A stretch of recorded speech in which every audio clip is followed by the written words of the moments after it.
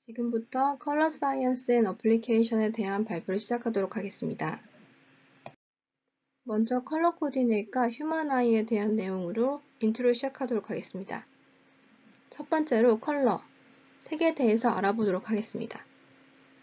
빛이 들어와서 세포를 자극할 때 색은 눈에 의해 인식이 됩니다. 빛은 파동으로 구성되어 있고 각각의 색은 서로 다른 파장을 가지고 있습니다. 보시는 다이어그램은 감마레이, 엑스레이, UV, 가시광선, 적외선 등의 다양한 유형의 파동을 보여주는 스펙트럼을 가지고 있습니다. 보시는 것처럼 가시광선 스펙트럼은 400나노미터에서 700나노미터 정도의 범위를 가지고요. 이 범위보다 더 길거나 짧은 파장은 사람의 눈으로 감지할 수가 없습니다. 이제 눈의 구조에 따라 파장이 어떻게 구분되는지 살펴보겠습니다. 우리는 색을 어떻게 인식할까요? 사람의 눈은 코레나, 렌즈, 레티나로 구성되어 있습니다. 서로 다른 파장의 빛이 눈으로 들어오면 코레나 렌즈를 거쳐서 레티나에 도달하게 됩니다. 레티나는 러드셀과 컨셀로 구성되어 있습니다. 러드셀의 경우에는 골고루 분포되어 있고 명암을 식별하는 역할을 합니다. 컨셀의 경우에는 포비아 주변에 분포되어 있으며 컬러를 식별하는 역할을 하고 있습니다. 레티나에는 세 가지 종류의 포토리셉터 셀이 있습니다. LMS 세 가지가 있고요. 이 세 가지의 반응 변화는 우리가 광범위한 색깔, 밝기, 그리고 채도를 볼 수 있게 해줍니다.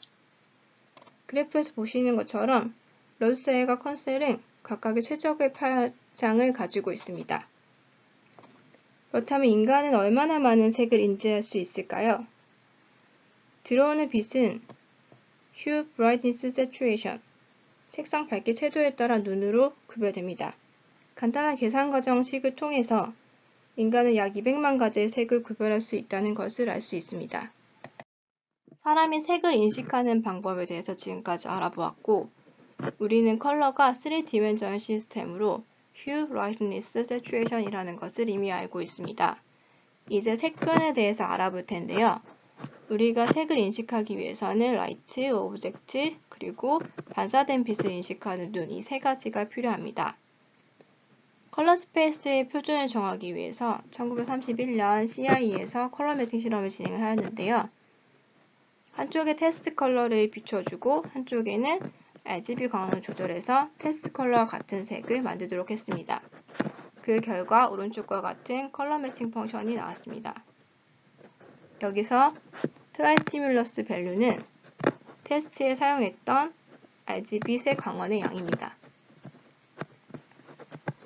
CIE 트라이스티뮬러스 값을 수학적으로 표현한다면 광원과 반사체 그리고 컬러 매칭의 곱을 가시광선 영역에서 적분한 것으로 표현할 수 있습니다.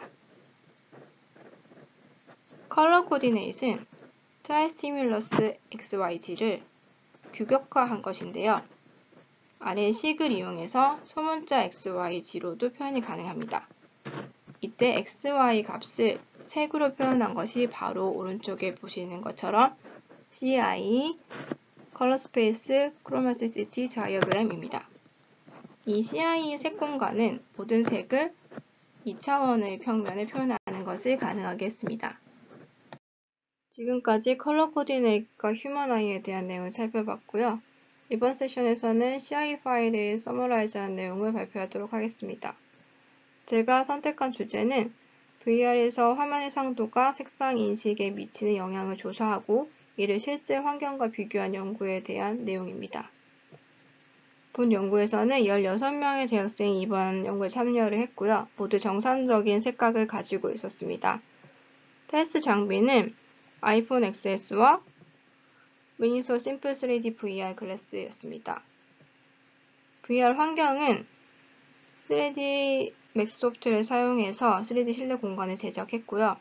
공간의 크기는 220x, 255x, 200으로 아래와 같은 컬러 레이아웃으로 구성되어져 있습니다.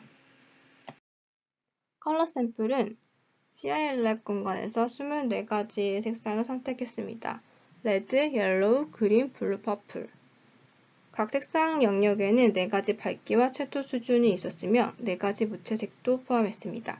반복성 테스트를 위해서 10가지 색상을 반복했습니다.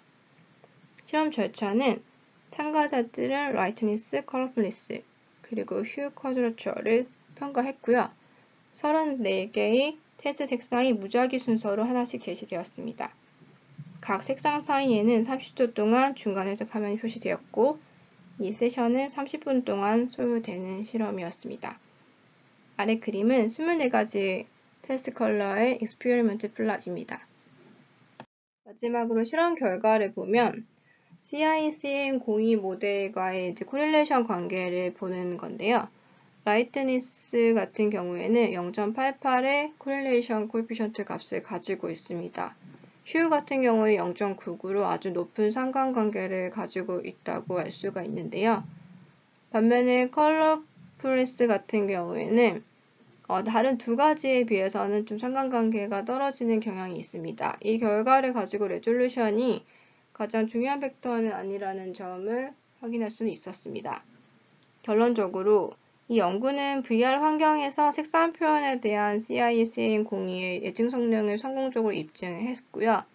향후 연구에서는 조명이나 색상, 기타 조건들을 고려해서 VR 체험의 질을 높이는 데 중점을 주어야 한다는 점을 시사하고 있습니다.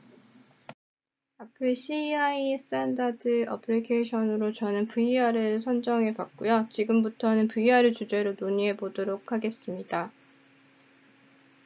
XR 같은 경우에는 외부 시야 확보 여부에 따라서 VR, AR, 그리고 MR로 나누어지는데요. MR 같은 경우에는 VR에 카메라를 추가하여 외부를 볼 수 있기 때문에 앞으로는 VR을 포함하여 설명을 하도록 하겠습니다. 현재 코로나19 이후 비대면 생활이 전 세계적으로 확대되면서 메타버스 도래 시기가 빨라졌고 메타버스는 몰입감 있고 현실적인 VR을 제공하는 XR로 발전해 가고 있습니다. VR에 대해서 좀 더 자세히 알아보도록 하겠습니다. VR 기기 같은 경우에는 대형 화면을 구현하는 디스플레이 중심의 기기인데요. 외부를 차단하는 헤드 마운트 디스플레이 방식이기 때문에 몰입도 높은 영상을 볼 수가 있습니다. VR 기기 UX는 게임이 가장 인기가 많고요. 그 외에 영화 감상과 피트니스 등이 있습니다. MR 기기의 경우에는 외부 시야 확보 및 가상의 물체 중첩 기능을 활용해서 업무 협업과 같은 고기능 UX가 추가되고 있고요. 증강현실 또한 구현이 가능합니다. 최근 VR은 단순 엔터테인먼트가 아닌 오피스 산업용으로 UX가 확장되고 다양한 센싱을 접목한 MR 형태로 고도화되고 있습니다. 이번 세션에서는 VR과 관련된 현재의 기술적 이슈와 트렌드에 대해서 논의해 보도록 하겠습니다. VR 기기의 BOM에서 가장 큰 부분을 차지하는 디스플레이 모듈은 현재 이슈가 되고 있는 기기의 사용성과 성능 향상 부분에서 가장 중요한 핵심 부품입니다. VR 디스플레이 모듈은 고해상도 패널 장착을 통해서 VR 콘텐츠의 몰입감과 그래픽 품질을 향상시킬 수가 있고 새로운 광학계를 적용해서 폼팩터의 무게 사이즈를 줄여서 사용성을 개선하는 형태로 진화하고 있습니다. 오른쪽 그림을 보시면 이런 형태로 진화하는 것을 상세히 보실 수가 있습니다. 이러한 기술적 트렌드를 바탕으로 이미지 품질과 센싱 능력이 향상되어 소설 영역으로 UX가 확장되고 있고요. 최근 출시된 애플 비전 프로를 보시면 현재의 트렌드가 잘 반영되어지고 있는 것을 보실 수가 있습니다. VR 디스플레이 패널은 사람이 눈으로 보는 것과 동일한 해상도 프레임 속도를 지향하고 있습니다. 이런 요소들이 낮으면 스크린도 이펙트가 나타나서 멀미를 유발할 수 있는데요. 이를 해결하기 위해서 디스플레이 패널 기술은 기존의 LCD에서 현재의 얇고 높은 해상도의 구독 프레임을 제공하는 OLED로 전환하고 있습니다. 또한 VR 기기의 사용성을 높이기 위해서는 모듈의 크기와 무게를 줄이는 것이 핵심인데요. 대부분의 VR 광학계는 프레넬 렌즈를 적용해서 착용감을 높여왔지만 최근에는 TTL을 줄일 수 있는 팬케이크 렌즈로 기기 자체를 슬림하게 구현하고 있습니다. VR 기기의 주요 센싱 기능은 아이 트래킹, 페이스 트래킹, 핸드 트래킹과 같은 사용자 인식과 패스로 슬라임과 같은 환경 인식으로 크게 나눌 수가 있습니다.